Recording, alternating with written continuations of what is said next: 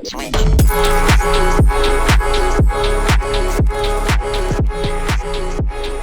on, fellas, and welcome back to the Director of Football Journeyman with me, FoggyPlays, on FM21. We are still in charge of PSV, and because of that, we are looking at moving house, because a 7-hour, 18 to 19 minute journey every day, both ways, not a great idea. So we're leaving the house in Angers. We've found ourselves a cheeky little house. It's a fairly substantial sized house in Eindhoven. So we are going to have a look and see how much we can borrow. So we've used the Halifax mortgage calculator because it's the only one that I can find that works. So as Lelujo says, every time he uses it, other mortgage calculators are available, but we don't have many in Ireland that work. Most of the time they're like, hey, do you want to pop into the branch? And no, I want to do it online.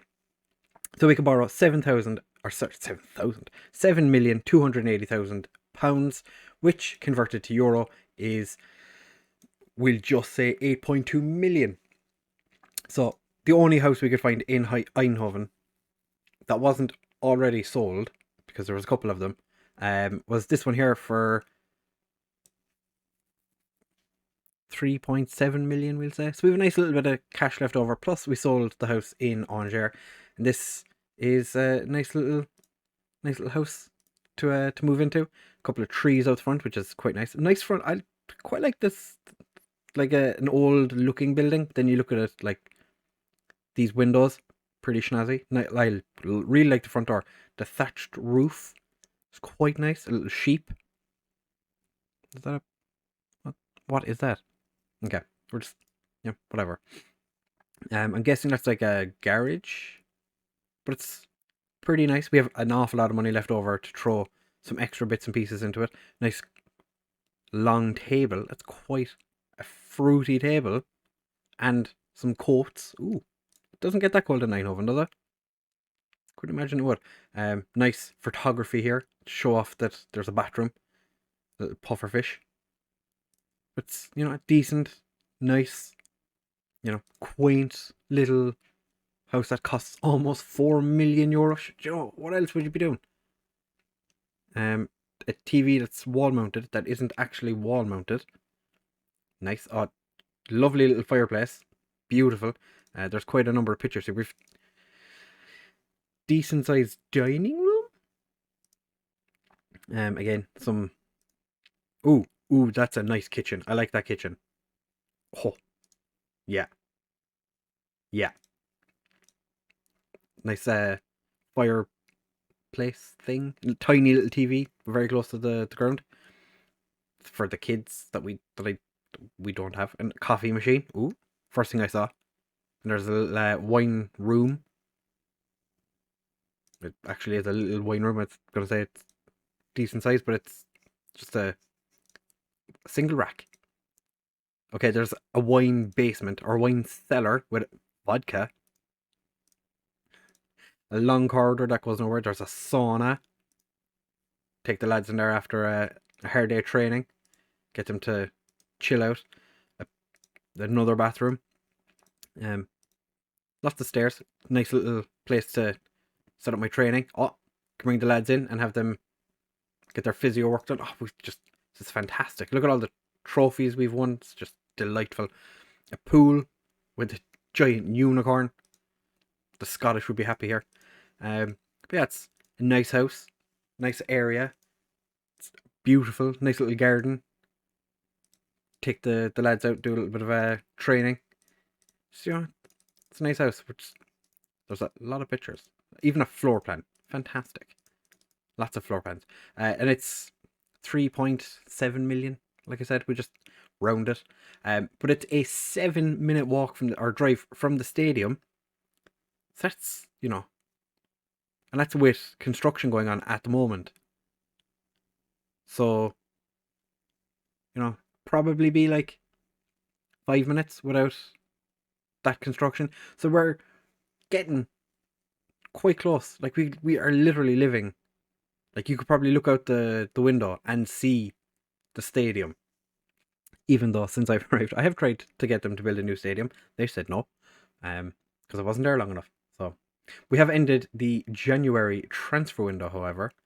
So we're going to bring this up. We are playing Fortuna Sittard today, and we're sitting 6th in the league. It's been interesting, but transfers, it's been a time.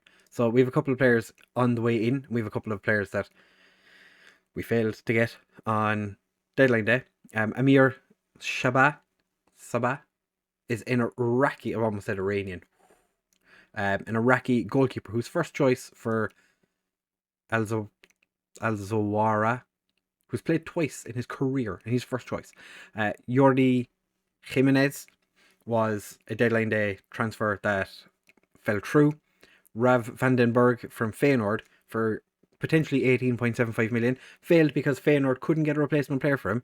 We've also agreed to sign Deniz Kageren, who's a Turkish, had to be Turkish, central midfielder from Sparta's B team, who is arriving on a free or pre-contract. And Yusuf Barassi, I was disappointed when this popped up an hour before deadline. Before the deadline, they offered to sign him, and 30 minutes later it was cancelled because we couldn't get it through in time. But he was last year's Ligue 1 top goal scorer. You might remember us playing against Lille and him scoring a couple of goals because he was quite good. Outs Sean Calibier. That's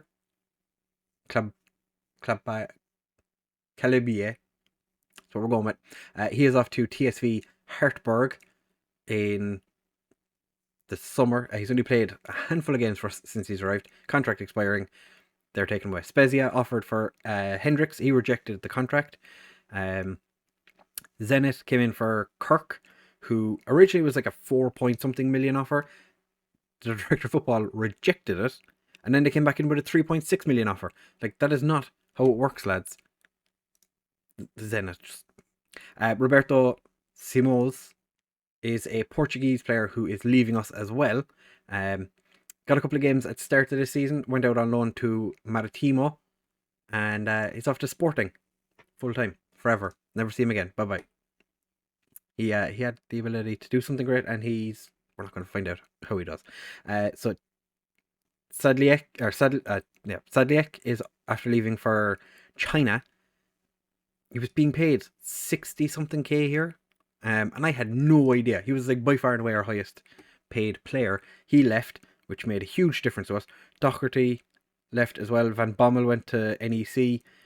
Shooten was agreed to leave. We went to Hull. 7.5 million. Has he played yet? He's played 5 games already. He was never really good enough, I don't think, for us. Fede Lesson went to Sparta. I was disappointed with him leaving. He was a decent player.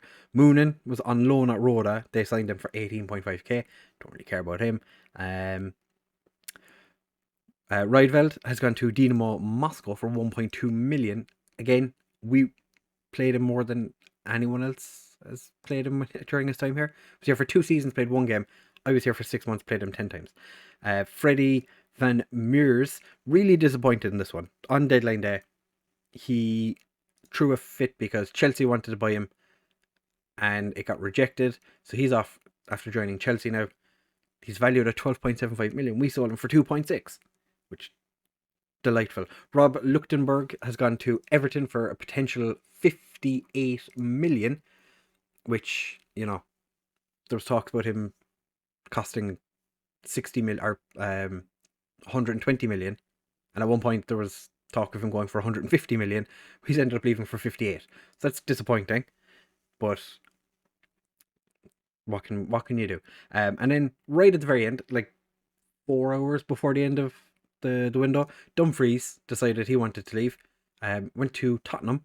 I think PSG offered for him first, and it was like 15 million. The director of football rejected it, and he went ballistic. So he's gone to Tottenham now, 19.5 million. So didn't really get as much money for him as I would have hoped. Rosario also had an offer for him, but it didn't end up in anything. But players we've brought in, important ones. Van Hoosden, the ex-Standard Liège player, was without a club. He was released by Sevilla, and my director of football popped up. He came up in my scout reports, and I was like, "Oh, just keep scouting him just to see, if he's actually any good or if something bad has happened. Like maybe he broke his legs or something and couldn't run anymore." No. So Stanley Liège sold him to Sevilla for 30 million. We picked him up for free. He's played a couple of games already. It's been decent. Pinnacle is a wonder kid. He is a wonder kid, an actual wonder kid. Defensive midfielder. We're teaching him to be a centre back just because it gives him a bit more flexibility if he can be a centre back and a DM. He's pretty good all round. Passing is a little bit on the low side, but physically, he's a monster. 20-year-old Argentinian for 6.5 million, I think it was. 6.75 million. We also signed Christian Saborio, a Costa Rican defensive midfielder from Golfito in Costa Rica. He's been fantastic throughout his entire career. He came into our B team and he's played really rather well. 2 assists, 1 player of the match in 4 games, and has scored himself a cheeky little goal from defensive midfield. So that's nothing to be sniffed at. We signed Salah Al Tamemi, another Iraqi. Okay, so we went mental with Iraqi players.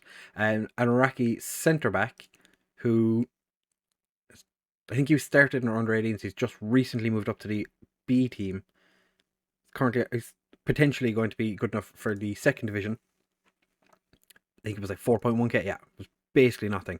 A position we didn't need a player in, but the director of football decided let's spend 5.25 million on Mitchell Bakker, who is a left back who can also play central defence. So it gives us a bit more, again, flexibility. From Ajax, who paid 5.75 million earlier this year. We paid 4. He only played 2 games. To be fair, it's probably not good enough for Ajax. Anyway, Sean Morin. We'll actually skip over some of these players. He's just a random, a Randy who was playing for Turkey on loan from Crewe. Never going to get in the first team. Michael Verips has joined from Lille. I was going to say Leon. Joined from Lille. He was their first choice goalkeeper. We paid 3.9 million for him. Potentially raising to 5 million. He hasn't played yet, but he's back where he started. Ex-PSV player. I'm pretty sure this is the goalkeeper that Grey Hair Gaming had with Regina. Was it Regina? Yeah, Regina last year. Tom Mawson, just a random player, came from Tranmere. Sefe Uglaru came from Fürth. Not going to bother showing you, he's not great. Marco Dallaquilina, who signed from Angers. Of all the players we could have signed from Angers, the one that was probably least deserving to come to a team and get first team football.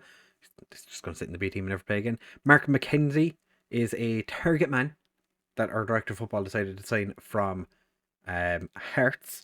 Never really done it, but we paid basically nothing for him. He's had a decent season last year. He's been pretty trash so far this year. He's only 20. He's 6'1" and wants to be a target man. So we're teaching him to be a complete forward, because if you look at his attributes, they're not terrible. Like, acceleration's not great. His vision's a bit lacking to a degree, and his passing is a bit meh. But he's got potential, and I was just happy we got a striker as well, to be fair. Enrique is a winger who came from Espanyol. We signed him from Espanyol. He was on loan at Melilla for this season. Actually had a pretty decent time of things. But the crazy transfer, right at the end, it was like Denzel Dumfries left 4 hours before. Dorta Jimenez came in to replace him. Mentally, very, very good. Driven personality is fantastic. 18 determination. Physically is a little bit on the weak side. Technically, not great. But he's only 22. But we signed him from Athletic Bilbao, breaking the transfer record for the division, paying 35.5 million for him. So spent quite not an unsubstantial amount of money for a right back, which, don't really want to spend all that money on them. But games since you were here last, it's been pretty good, to be fair. We beat NEC in the Dutch Cup second round, 4-0, absolutely smashed them. Then we lost to Herenveen. Thijs Oosting was a player that we had an offer in for. Didn't realise. I'm kind of glad that he rejected the contract, because we were giving them, was it 5 million plus one of our up and coming wingers.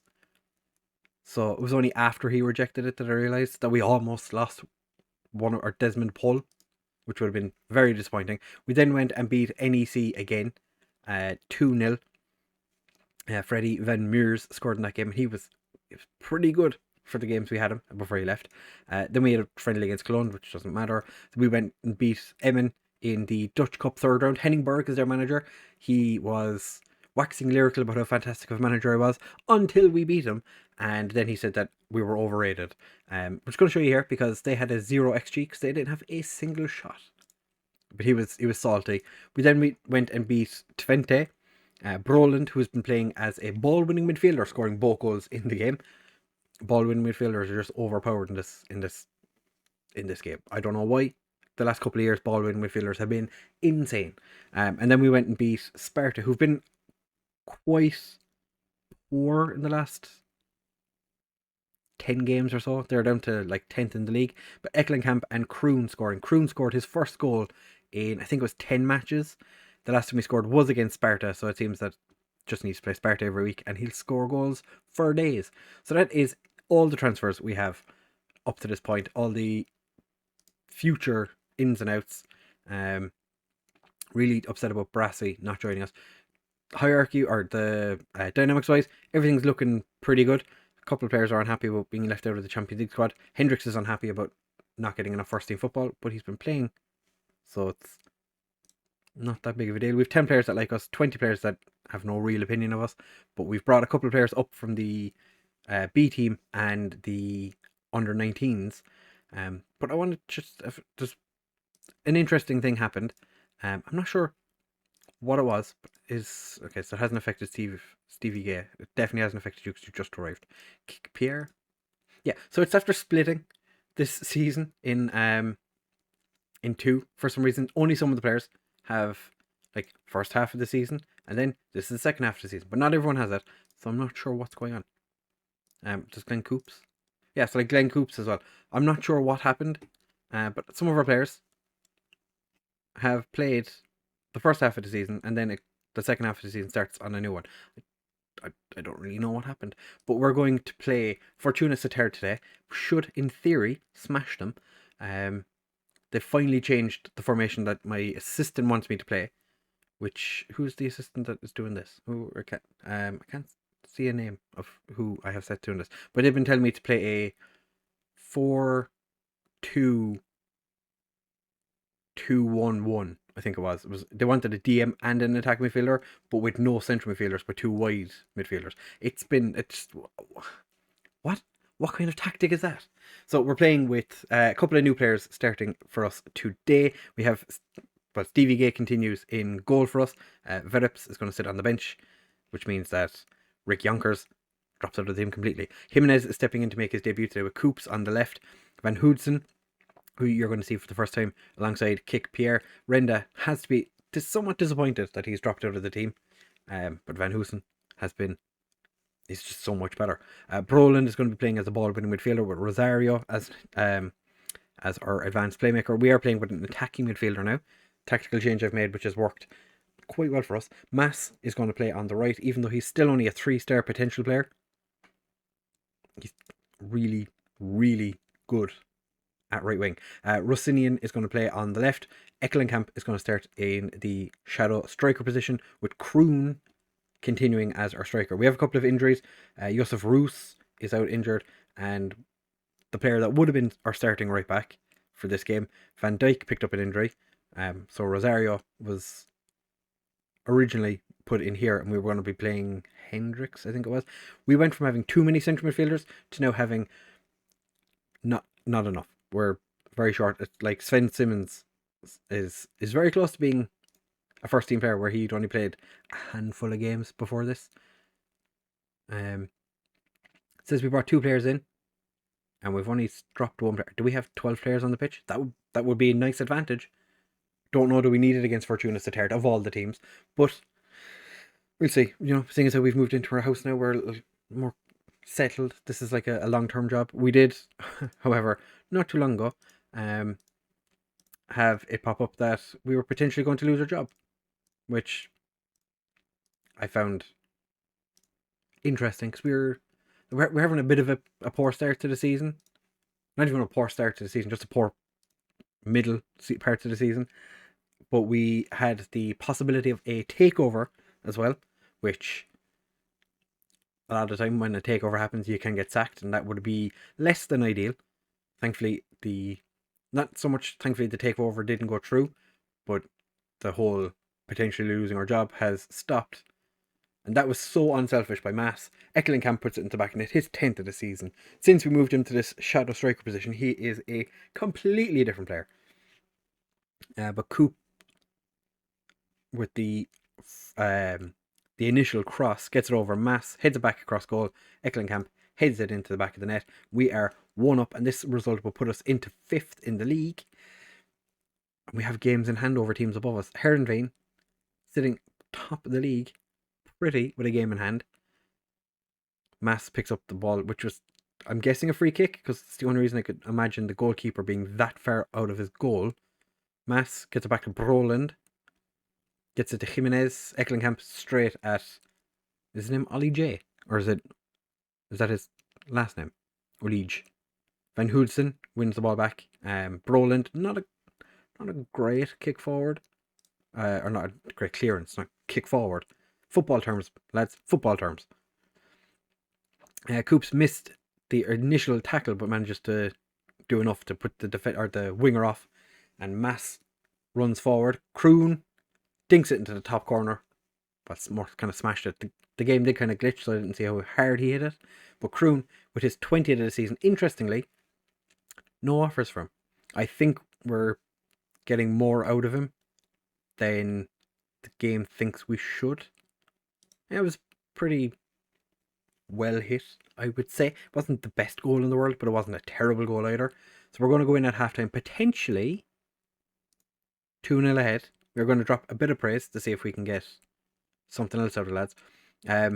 Hercules Almelo have had a bit of a resurgence since the start of January, which I suppose is really nice for them, because they really did struggle at the start of the season. And I'm going to just point my finger at you and say, hey, you could still improve, which everyone's delighted with. Rossinian, not the happiest bunny in the world, but we're going to have a look and see what we get up to in the second half. I'm not going to make any changes just yet, but I'm looking at Rossinian and thinking maybe he comes off. He was our great hope at the start of the season. Kroon was our backup striker, and then some injury on the left wing left Rossinian ended up on the left wing, and Kroon shot into our hearts and our minds, and ended up being everything we needed. Camp is somewhat tired, so we're going to take him off, and we're going to bring on new boy Mckenzie. Are you specific to a foot? You're not, but you're right only, so that means it's going to pop him up here. Target man on attack. We don't normally play with a target man. Something different. See what happens. Is there anyone else that needs to come off? Not particularly. Look, Rossinian still needs to buck up his ideas and start playing like a proper footballer. But as it is right now, I'm not going to worry too much about it. I'm going to throw a bit of praise at the lads again. We're going to make our final 2 substitutions. Rossinian can come off. We're going to bring on Desmond Paul. And I'm going to bring on Pinnacle. Is there anyone else? Yeah, Pinnacle. Pinnacle's going to come on, play on the right instead of Van Hoodsen. So Renda's sitting there going, played every game at the start of the season, and now you've dropped me to 4th choice. It's not 4th choice. No.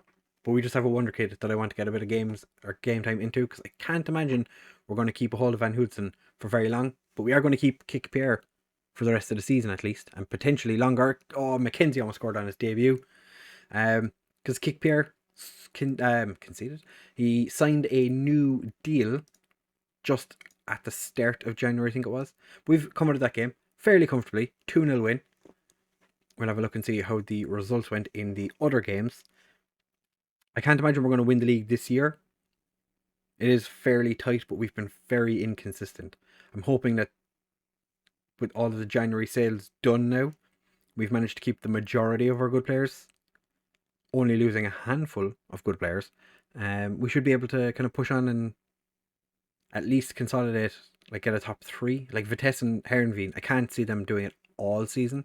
They've done really well to this point, but like Vitesse lost to NAC Breda, Herenveen drew with Zwolle, Feyenoord did beat AZ. Yeah, Ajax drew with Groningen. So yeah, there's been some interesting results there, but we are sitting 6th in the league. I don't think I actually told you who we're playing in the next round of the Champions League. It is Liverpool. You probably saw it, but I didn't mention it. I completely forgot. Slipped my mind. I've a million things going on in my head at the minute. So we're going to be coming back in the next episode for the second leg against Liverpool. And I think the day after, or the game after it, we're playing Ajax. So that'll be an interesting little... yeah, we're playing Ajax 3 days after we play Liverpool in the Champions League. So I'm assuming we're going to get absolutely demolished away from home in the Champions League by Liverpool. And then, are we playing at home against... No, we're playing away against Ajax. So then we have to go to Amsterdam after being in Liverpool 3 days before. And we're going to get smashed by them as well. So that's fantastic. It's just delightful. Fantastic. As you can see, when it comes to playing Champions League games, we don't normally play that well afterwards. So, it doesn't really... So, like, we played Nordsjælland, then lost to the Graafschap in the league, beat Utrecht there, so it would beat Willem II. Then we beat Heracles Melmo, drew with Groningen after we played Angers, lost to NEC after playing Atletico Madrid, and then lost to AZ after playing Atletico Madrid again, lost to ADO Den Haag in the game after Juventus. Against Angers, we did smash NEC, but then we lost to Herenveen. So, Champions League, it's not been kind to us. We play Groningen after the first leg, and we play Ajax after the second leg. It's going to be a difficult time. So, I did not realise this video has been going on for so long. I apologise. Thank you very much for watching, fellas. If you have enjoyed, please do make sure to leave a like, comment, subscribe, share with all your friends, and actually, comment down below. Who do you think of the players that have come in January, of these players, who is the best player, or who's going to be the player that makes the biggest difference? And of the players that left, who do you think is going to be the one we miss the most? I'm going to put money on the fact that we're going to miss Luxembourg and Dumfries probably more than any of the other players, because they're the only ones that really play games to begin with. So, as I said, leave a like, comment, subscribe, share with all your friends, and I will see you in the next one.